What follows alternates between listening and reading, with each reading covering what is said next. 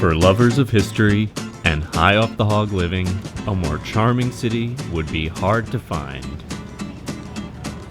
I started at the southern end of the peninsula at White Point Garden, located on the Battery. The Park Avenue or Platinum Triangle of Charleston.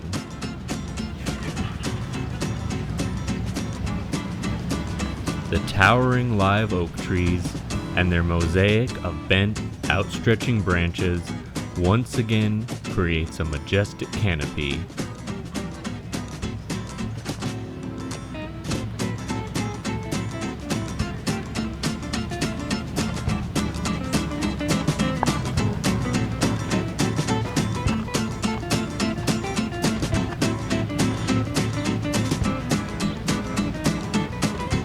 Here, it's very apparent that this area is below sea level, with only the walls of the Battery protecting it from full inundation.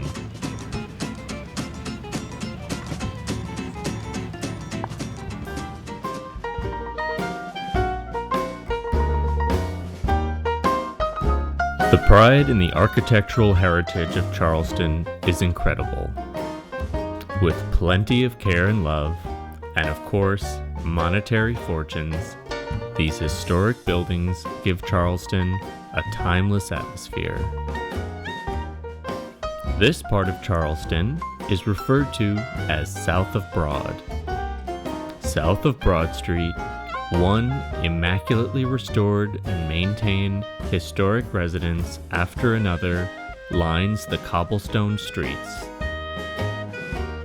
Few places in the United States have such a rich heritage of colonial and antebellum architecture.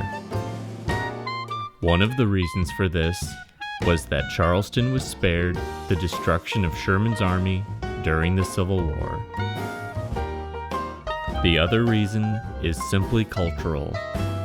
Unlike other cities, where owning a newly built, sprawling mansion within a gated country club community is a status symbol, here, preserving the architectural heritage of the community is the gold standard of status.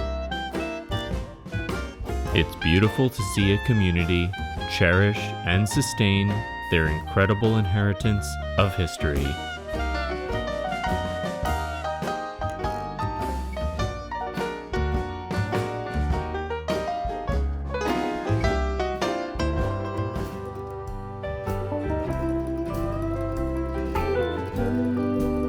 Of all of the architectural features, none exemplifies the culture of the South more than the veranda.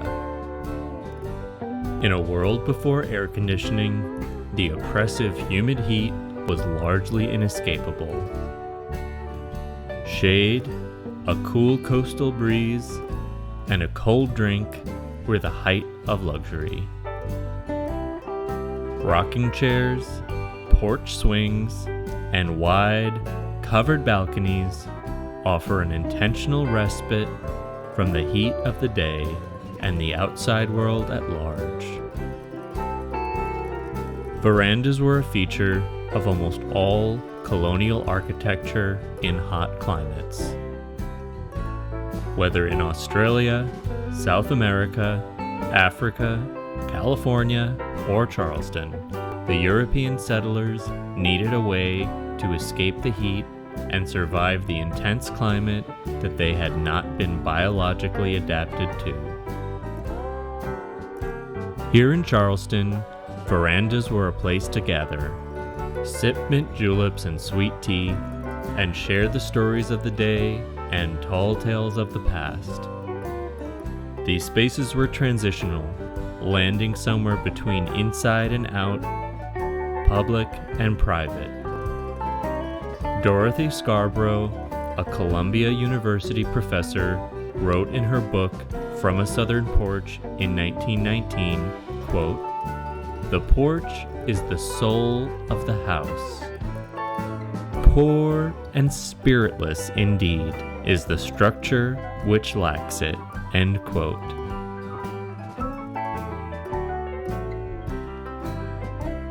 The difference between a veranda and a balcony is that verandas were constructed on the ground level and balconies on the upper levels. The long, covered balconies stretching the full length of the facade are often called galleries.